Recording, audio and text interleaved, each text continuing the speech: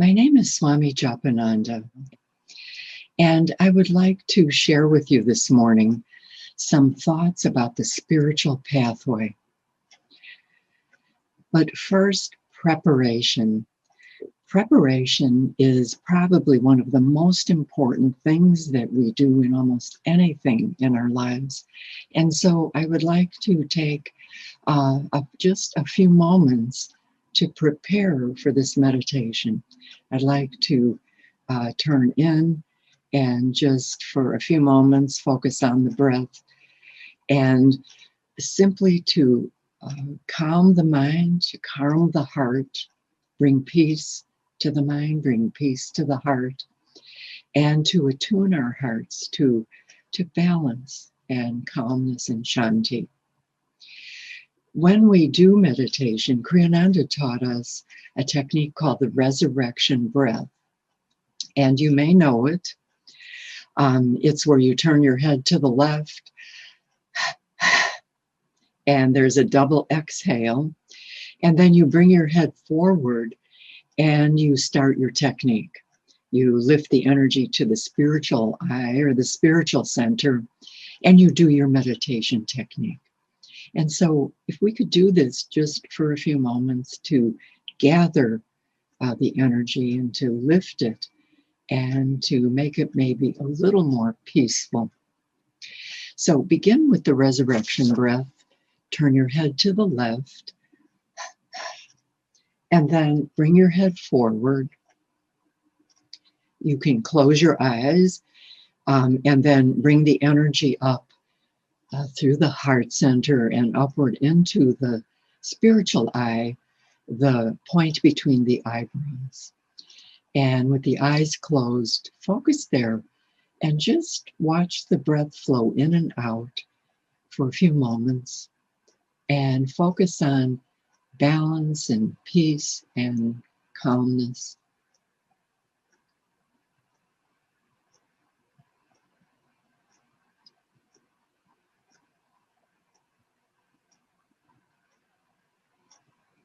And then draw the breath in and release the breath.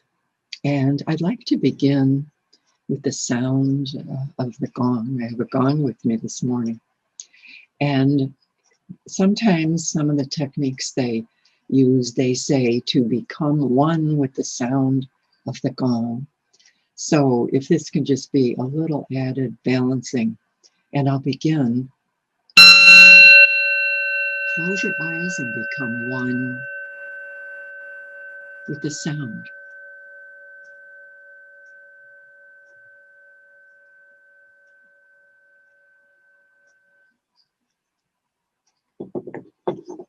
And we can begin.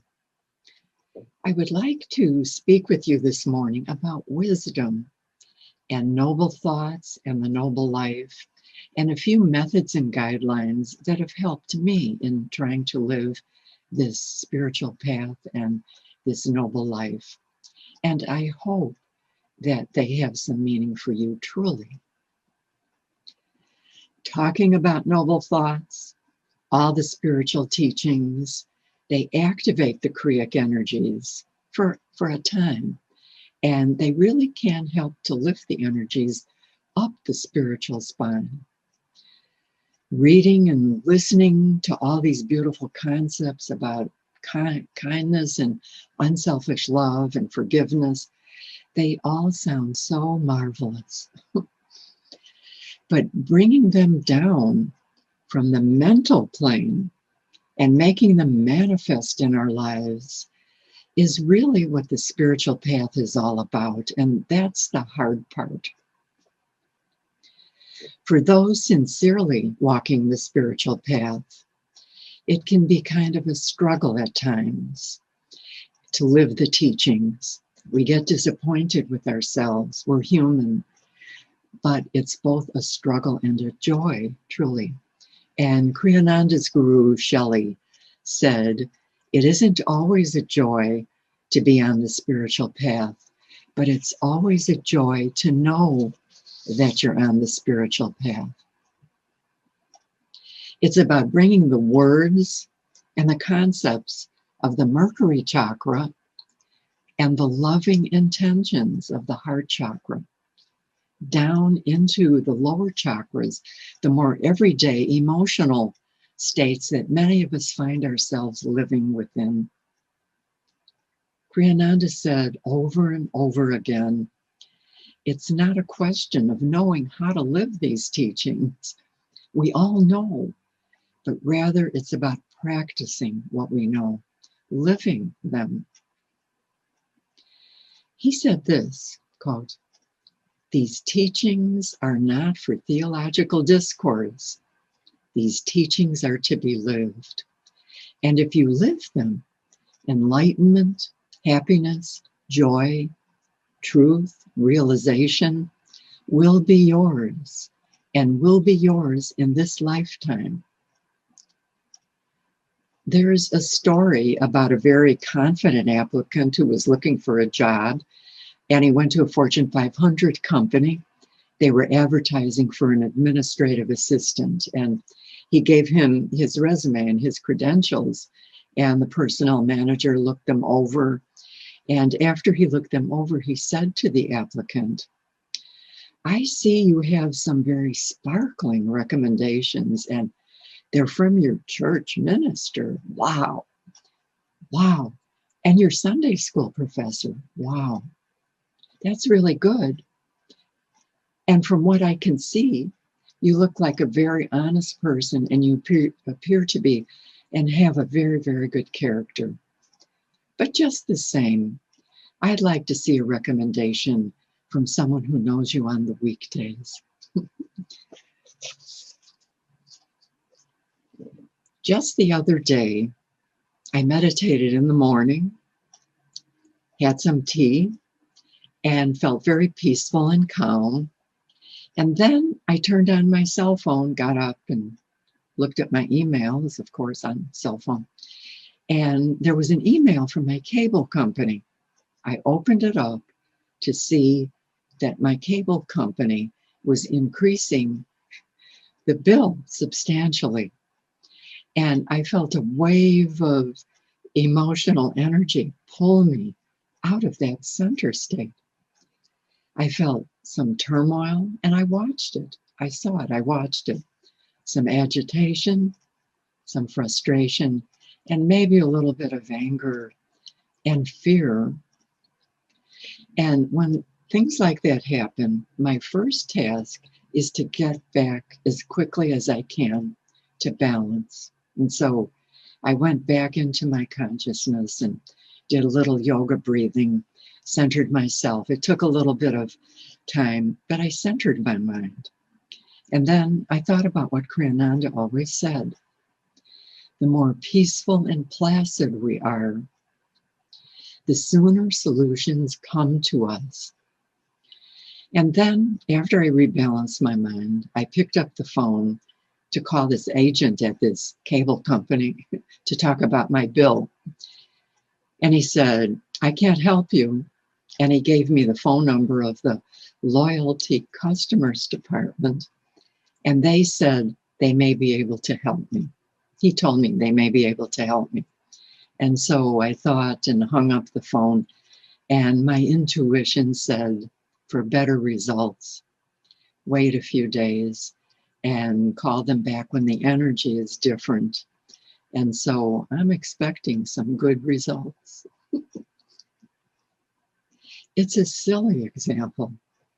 It pales in comparison, certainly, to some of the more serious problems that we all have. But it's an example. It's not so much falling, but it's getting back up to balance as quickly as we can.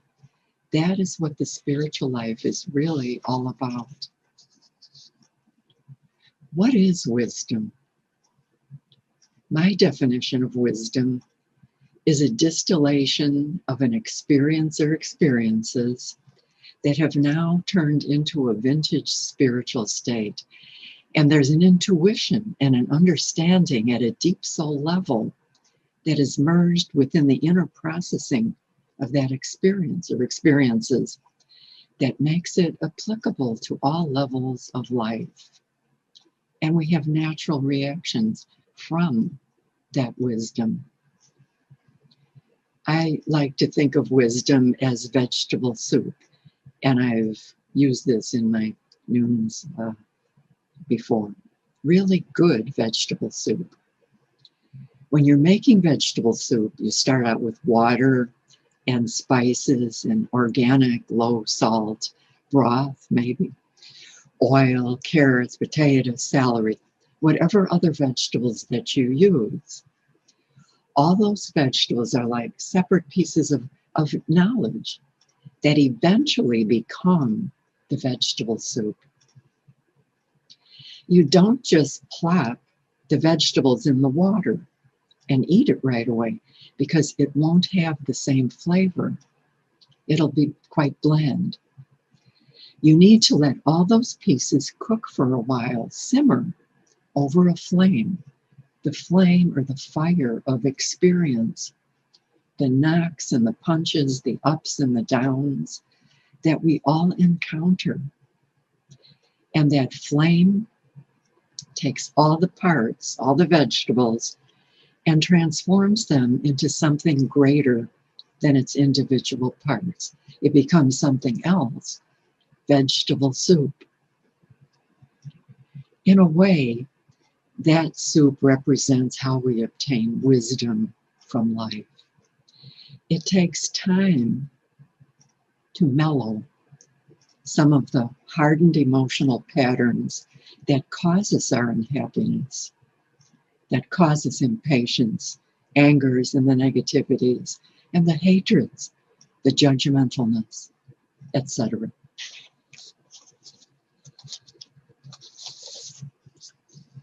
It takes time to soften them. It doesn't happen overnight, usually. And we need to give ourselves a break when we mess up. Get yourself up, dust yourself off, and start all over again, and let go of the past. Let it go. In the Rig Veda, which is one of the beautiful ancient holy texts of India, there is a sloka that is often translated, sometimes in just a slightly different way, and it's one sentence, but a very powerful sentence. Let noble thoughts come to us from every side. Let noble thoughts come to us from all sides. Let noble thoughts come to us from all corners of the world. Kriyananda used to say it with an emphasis on the word noble. He used to say, let noble thoughts flow to us from every side. How do we surround ourselves with noble thoughts? I think the main ingredient, which is the main ingredient for anything that we want in life, and that is to want it. You have to want to be surrounded by noble thoughts. It has to be a goal. There needs to be some dedication or devotion to it. It needs to be fed. And I think the simplest way is to be committed to your spiritual path. Noble thoughts are a part of the spiritual path. We have to make noble thoughts a mantra that we continually chant. Noble thoughts, noble thoughts, noble thoughts.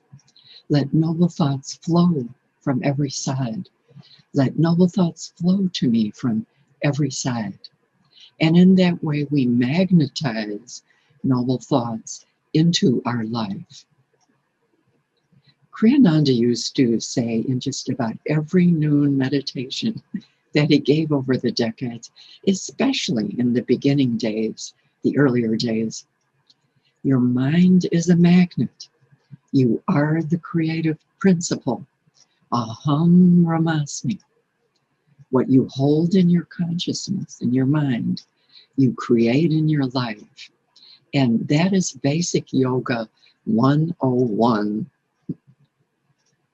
If we continually chant, I'm not worthy, things will never work out, it can't work out, I'm a failure, I'm less, I can't do that.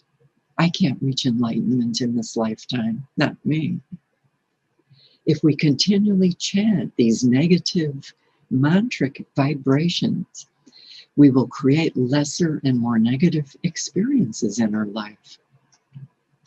And they may be subtle, but that stream of negativity will tend to affect our life in one way or another. Look at your mantras. Look at the mantras that you're chanting in your life.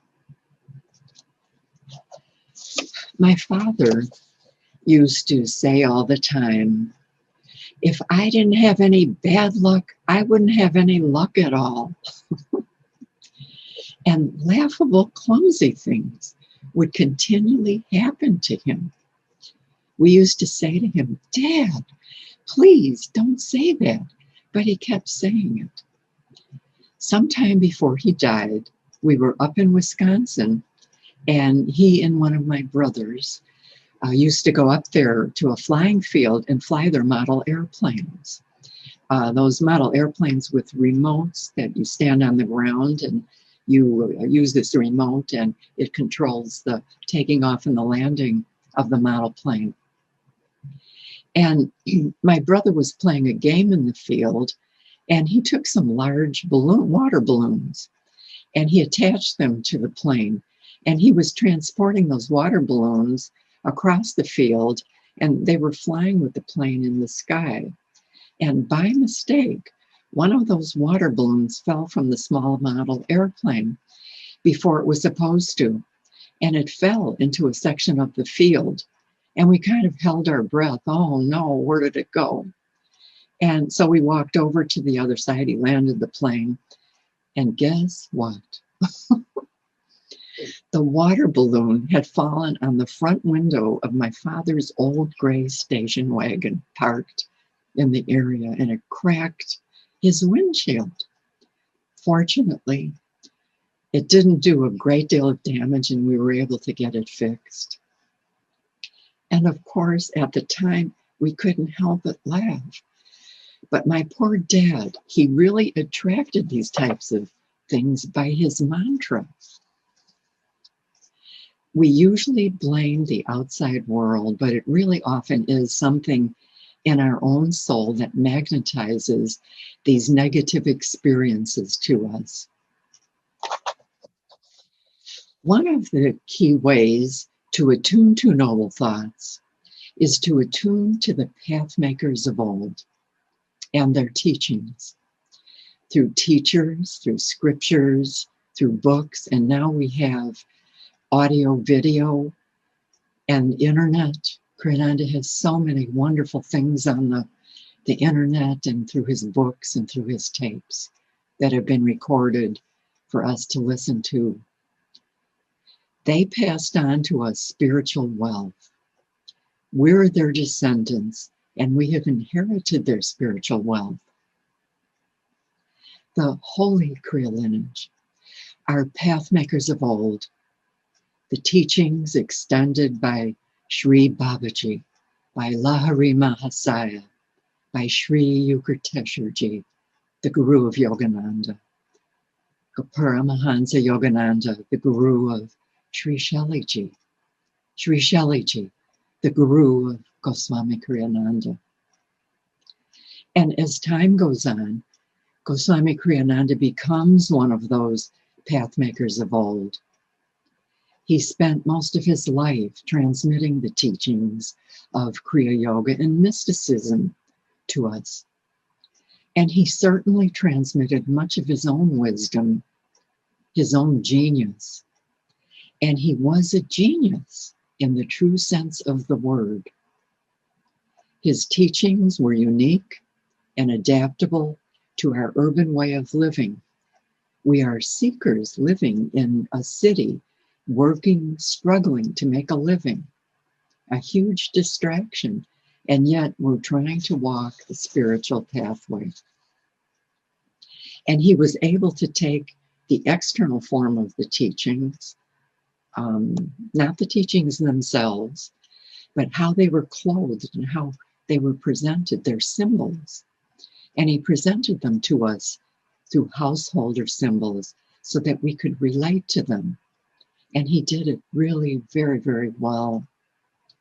He always said, when you're talking to mothers, talk mother symbols, cribs, babies, diapers.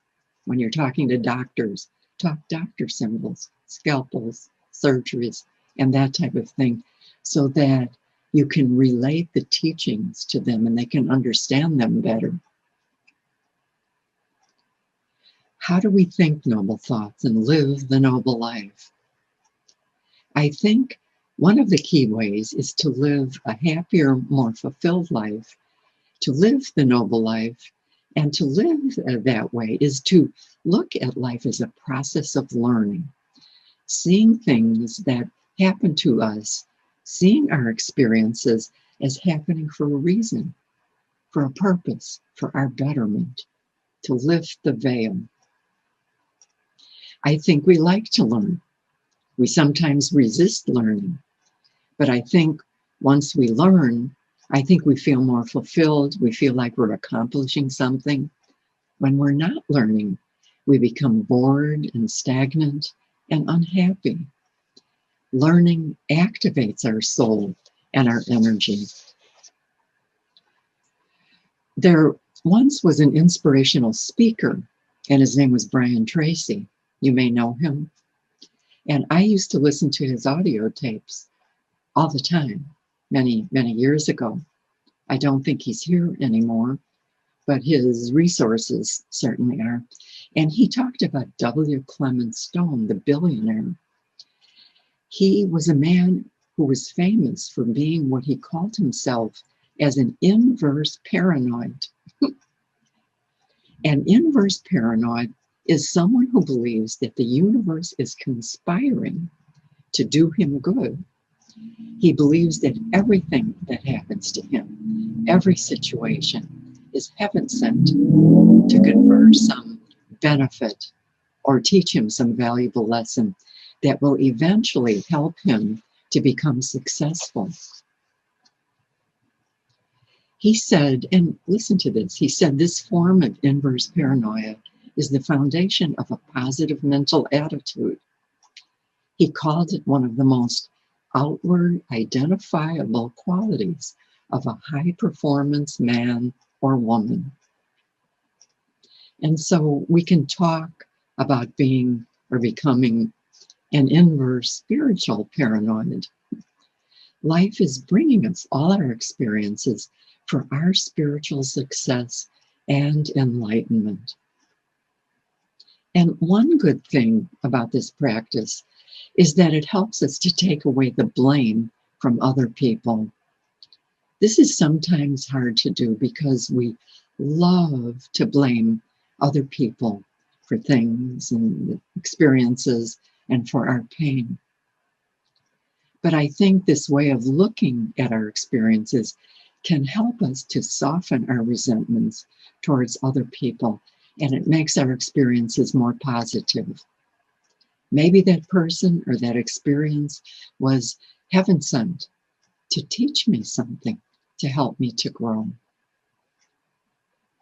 to help us to lift the veil that needs to be lifted in order for us to know our enlightenment. And those experiences ultimately push us eventually to break forth into a realization. We are worthy. We are not lesser. We can do it. We are important in life. We can do that. We can be spiritual winners. We can be enlightened in this very lifetime. We can find self-realization in this lifetime. This is what the Kriya lineage tells us. So bringing this full circle, we live the noble life by taking our experiences and elevating them to lofty learning gifts that help us to grow into spiritual maturity. And now I'd like to go back for a few moments, 1 or 2 minutes, just a short time, to recenter, to do the anapanasati, that watching the breath technique that we did in the beginning, and to, again, quiet our minds, to recenter and focus on meditation and quiet. And so I want to also remind you, before we do this, about this anapanasati, this watching the breath technique that you do. It is a technique that is incredibly powerful. It's a powerful meditation technique. It's an ancient technique, and it can be overlooked as being unimportant because of its simplicity. But it's a technique that can lead one to enlightenment when practiced with devotion and regular practice. It's a technique that is the base of the Kriya technique, the Hong Sa Kriya technique. And the Hong Sa Kriya technique is a technique for self-realization or enlightenment that is handed down. It was handed down to us from Paramahansa Yogananda. This watch the breath technique is the base of one of the Kriya techniques, the Hong Sa Kriya technique. Kriyananda gives it in his book, The Spiritual Science of Kriya Yoga. And you may want to ask one of the disciples or one of the swamis to teach it to you so that they can transfer to you the spiritual feeling or the blessing that is contained within it from the Guru. And so if we can begin to do the resurrection breath and again meditate, turn inward on quieting the heart, quieting the mind, bringing inner peace. So if you'll turn your head to the left, double exhale, bring the head forward, close the eyes and draw the energy up to the spiritual center, and we'll begin to meditate.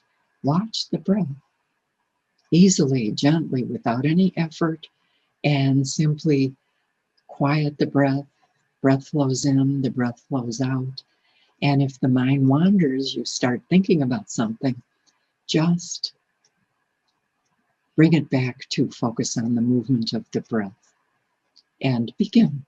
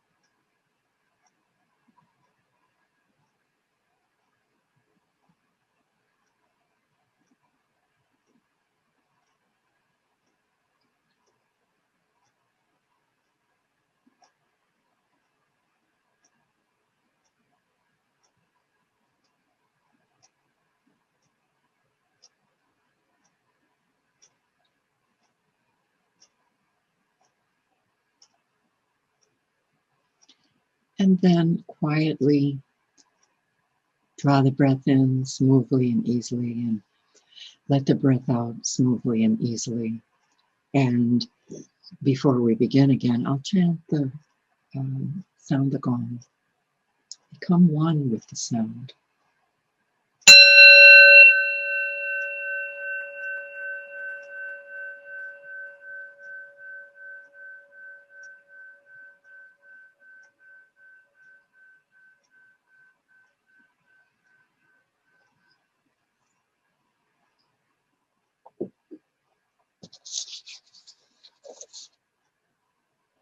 Chanting. And we'll begin again. We live the noble life by having a spiritual vision. And I think there's two levels to this. One, on an everyday level, that vision can simply mean that we would like to be more patient. We would like to be more understanding. We'd like to be more loving, less judgmental. We may want to be happier, learn more mystical knowledge, be less emotional, less negative. There are things, usually, about our personalities that we want to alter or change or improve to become happier and more balanced. I say not necessarily a better person. I think we're all good people, just less emotional. And when that happens, we feel better about ourselves. We're more at peace with ourselves. But there's a second level to this spiritual vision, and it's the ultimate spiritual vision, which is what the path is truly, ultimately all about. And this is so easy to forget without reminders. And the guru and teachers, they are reminders. They bring us back to this realization, to this reminder.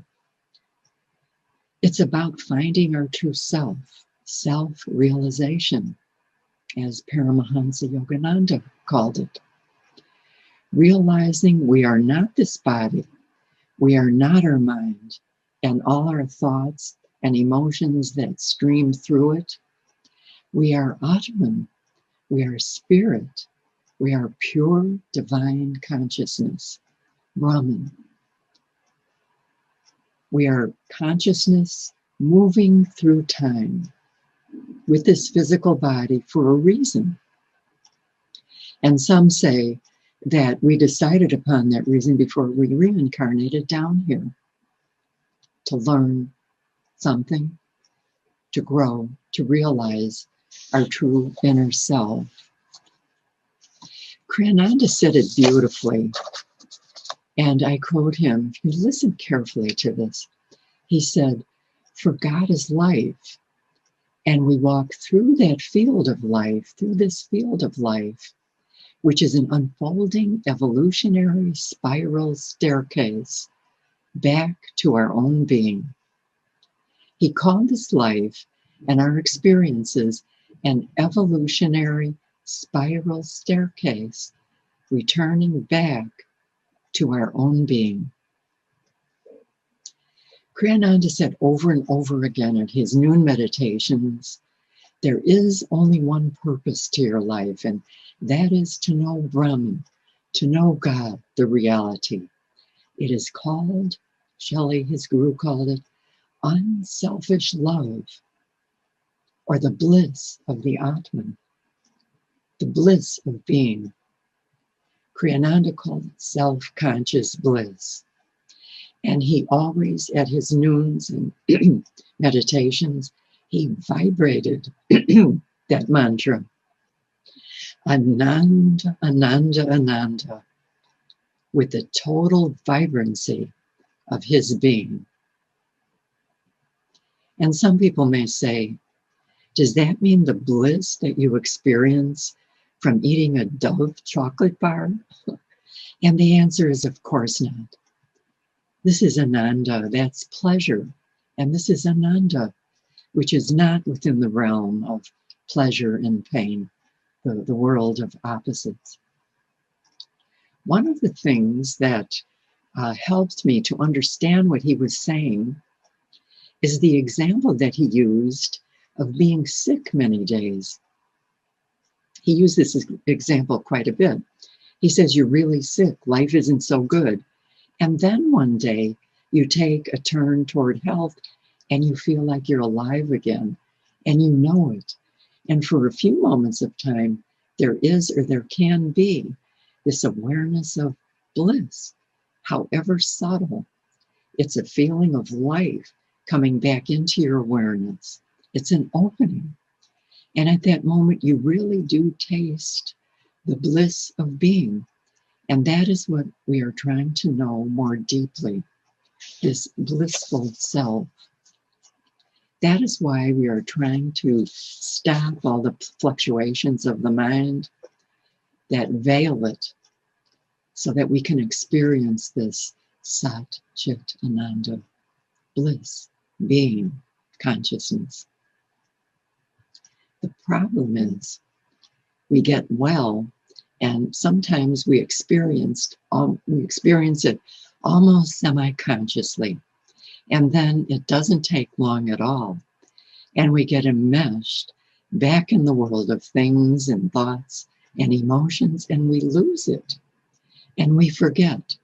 We lose our self-conscious awareness. And I'm not sure that we really heard Kriyananda as clearly as he said it, or as clearly as he wanted us to hear it. And so in this meditation, I'm saying to you, try not to let this ultimate spiritual vision get too far from your everyday thinking and from your daily thoughts and your daily understandings and your meditations and your prayers and your daily activities. Remember it because it's important. Most people get caught up in otherworldly interests and pursuits and really are not interested in the spiritual path at this level anyway. And lastly, one of the best ways to set the fertile ground for noble thoughts and noble actions is through meditation. And for those who are established in yoga, it usually is a sadhana that we do every day for a period of time.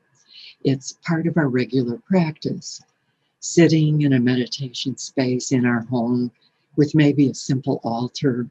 Some teachers say no altar, no distractions, but I think we like an altar with things that are familiar to us, a warmth of the altar, a place to meditate. But for some, it's not so easy. I've heard some very spiritually minded people say, I sometimes have a hard time getting myself to sit and to meditate. The angular energy that drives their lives, it's just too strong. It overrides their desire to sit quietly and to want, the discipline to want to sit inwardly. The inward balanced energy is more gravitational than the outward angular energy. So I'm presenting here 3 kinds of meditations. One is the formal kind that I just mentioned, sitting in your meditation area and meditating daily for your given length of time, however long that is. And it really should be daily to be effective.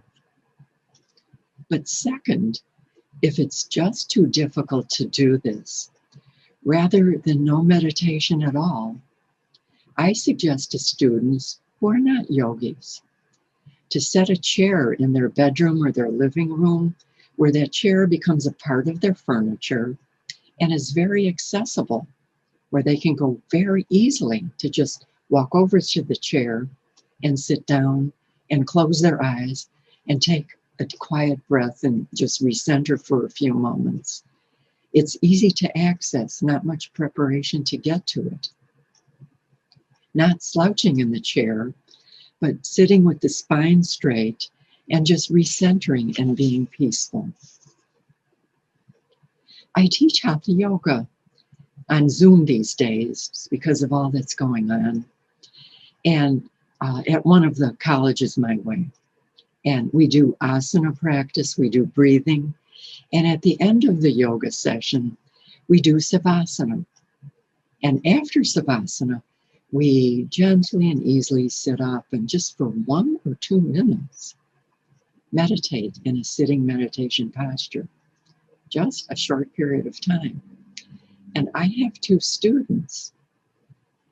They attend the class regularly. But when it comes to the last few minutes, when we are just sitting up to sit and to meditate for this 1 or 2 minutes, these 2 students zap out of Zoom. If you know what I mean, they zap out of Zoom. They just don't have any inclination or desire to meditate. You really can't make someone want to meditate. That is something each person has to want to do for themselves. They have to come to the realization by themselves and by themselves alone. And a third form of meditation is a form of mindfulness. If you really can't just meditate or just can't meditate, bring a meditative awareness into your daily life and let that be your meditation. How do you do that?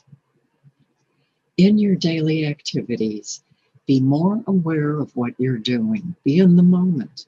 Do things with your awareness. And you can hear that.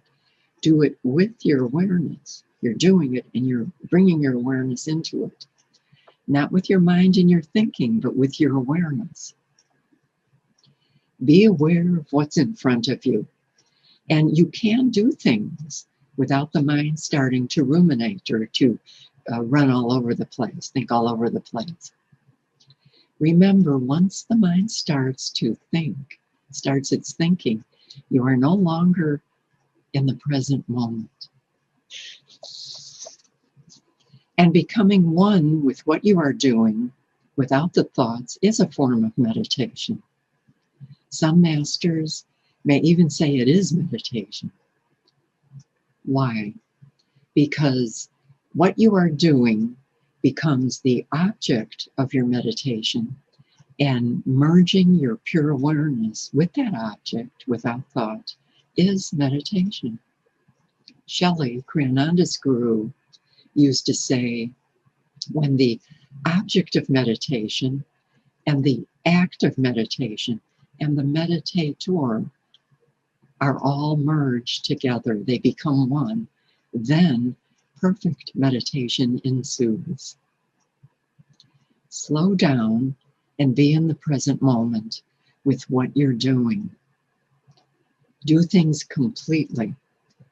Finish the task at hand completely before you move on to the next thing or start thinking about the next thing. If you're washing a cup, wash the cup completely.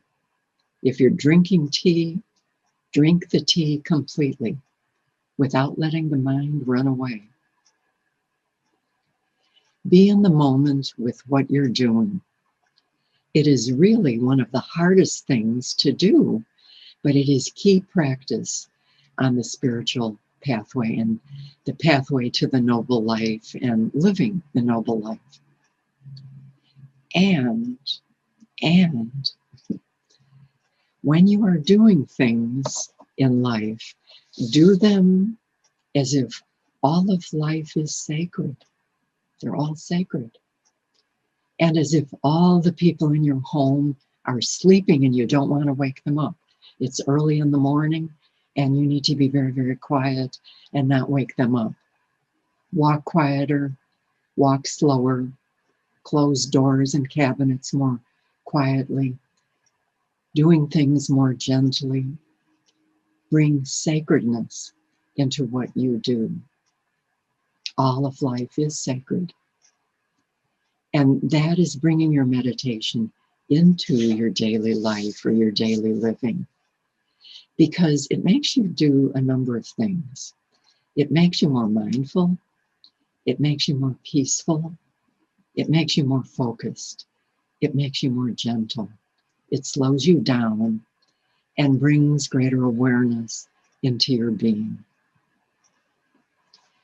And I conclude this meditation now. I would like to conclude it with a few moments of Anapanasati, what we did earlier, resurrection breath, Anapanasati, and then I would like to end with a short inspirational verse.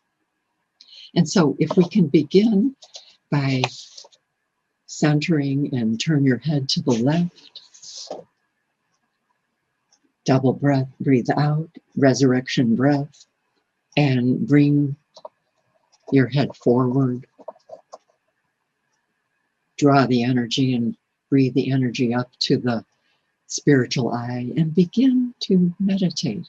Watch the breath. 4 parts to the breath. In breath, there's a hold or pause. Out breath, a short pause. In breath. And when the mind wanders, just simply bring it back to watching the breath. And if you can begin.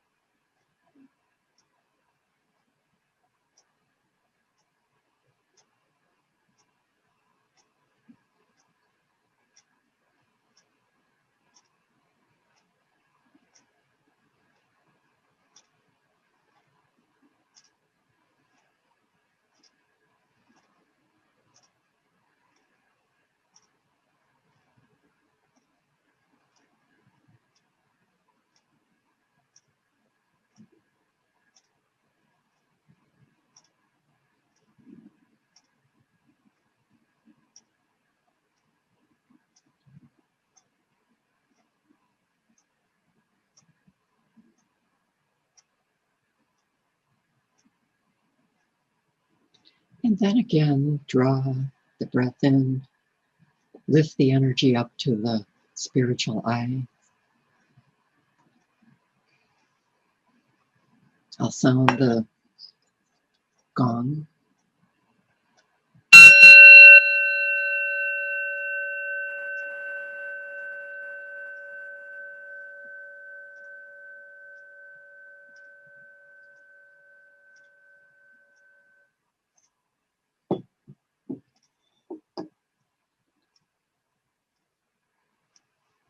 And I would like to end this meditation with a short verse.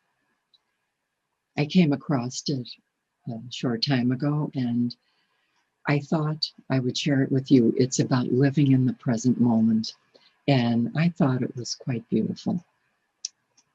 It's called The Present Tense, and it's by Jason Lehman. And this is how it goes. It was spring, but it was summer I wanted, the warm days and the great outdoors. It was summer, but it was fall that I wanted, the colored leaves and the cool, dry air. It was fall, but it was winter I wanted, the beautiful snow and the joy of the holiday season.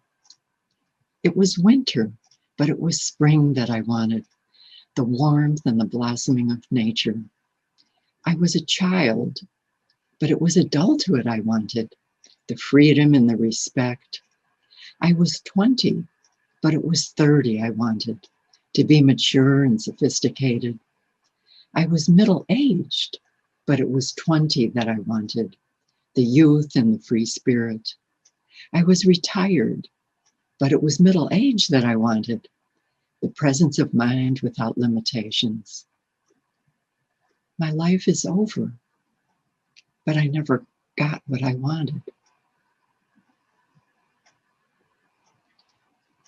And if we can bring our hands at the heart together, center the mind again, and if we can chant the Om Shanti Shanti Shanti mantra. Om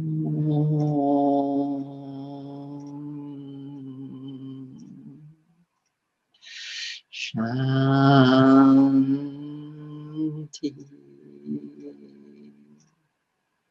Shanti Shanti.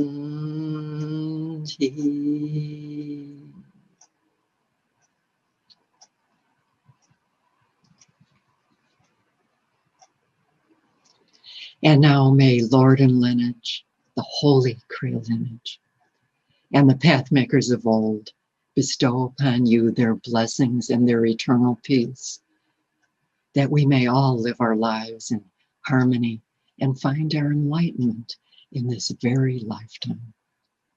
Shanti and Namaste.